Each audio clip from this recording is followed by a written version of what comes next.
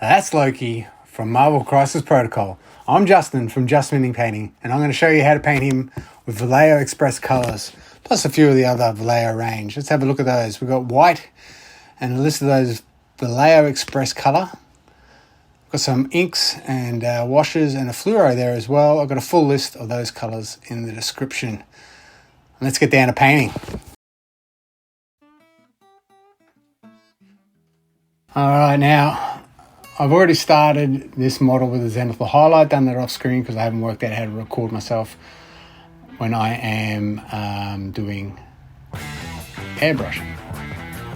So I've already done a Zenithal highlight with a black and then beige and then a white. And now I'm going through and I'm doing edge highlighting with dead white from the range, Vallejo Game color range. We're going to use multiple layers of white on the edge highlighting because it isn't a very strong color. I've got a ratio of paint there to water of 6:1. And if you've seen my other two videos, Group and Rocket, you'll notice this is a different view. This is a top-down view instead of a front view. I don't know if it captures it as much. And I do wander off screen a little bit more, I think. But we're going to take this one further than those videos because not only are we doing this edge highlighting here, but we're also going to add some washes and inks into our model just to boost the contrast there. It's very important to get that contrast boosted as much as possible. Okay.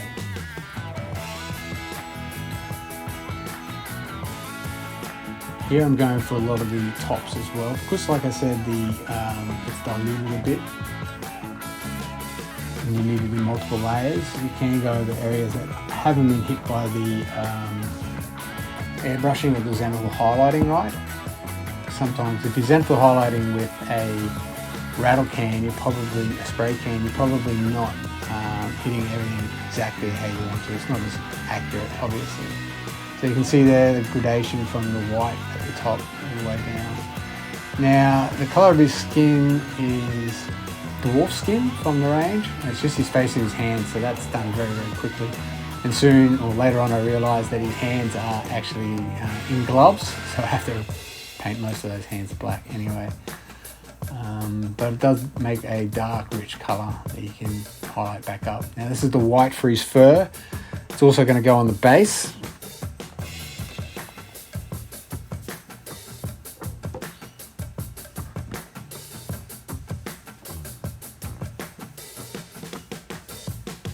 Off screen.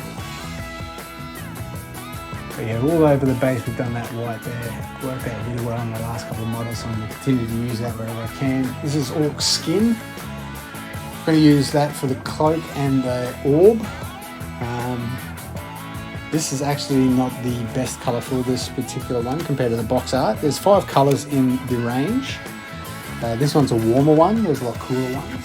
I should have chosen something with a little bit more blue to it to match the box art. I'll try to add the blue into it later, but the blue I'm using now is for the ice. This worked out really, really well. Turn it off.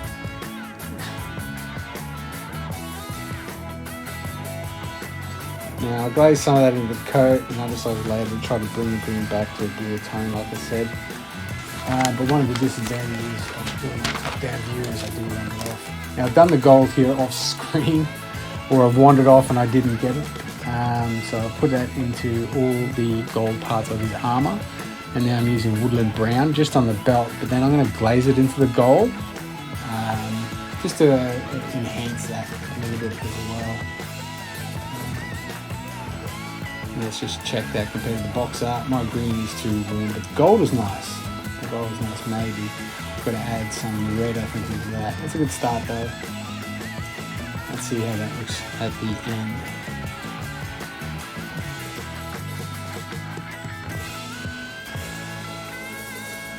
So I've got the black there also on his hair. That's their Lotus Black. It's a purplish black. It's a very nice colour. Okay, so now I'm going to use the medium as well as those inks and washes to make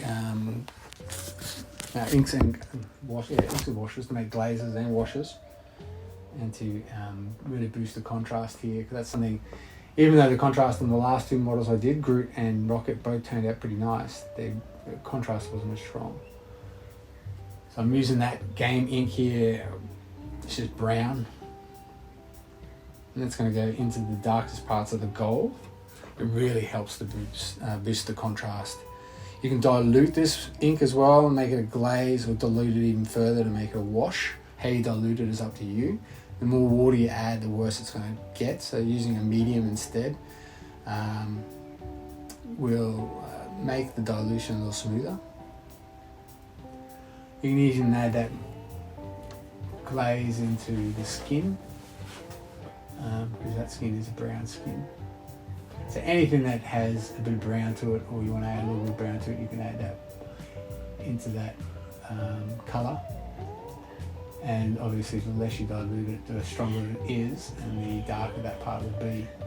So I'll even put a little bit of it on the base, but it's very diluted at that point, washed down.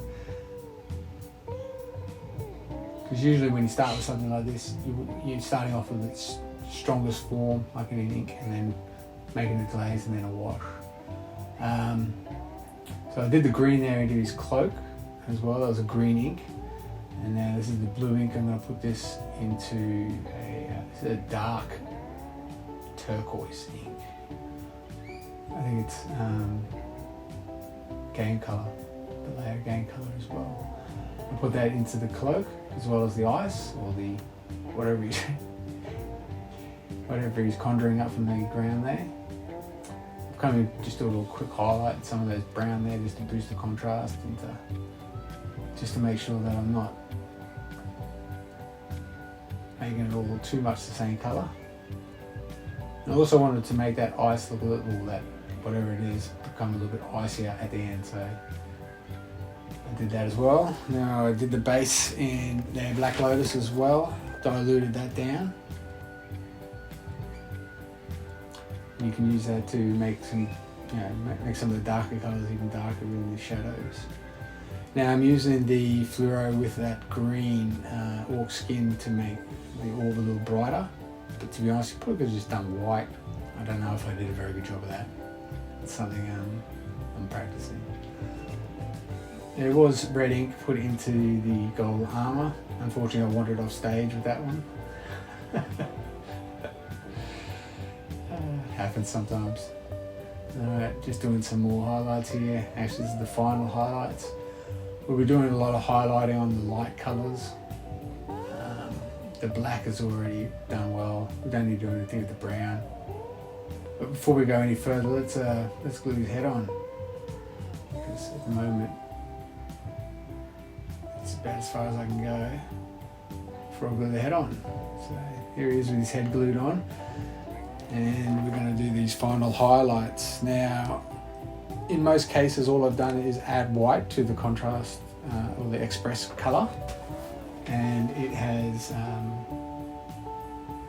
created a highlight colour for me. Sometimes what I'll do is I'll put down some white and then glaze over the colour as well. And sometimes you just put white, pure white, right on the highest highlights, especially on the gold. But like I said, that white isn't very strong. So mixing it in with the express colour will give you a better coverage, but it won't be as white, which will be good. Okay, so we'll final little bit of a check there just to see how our progress is going.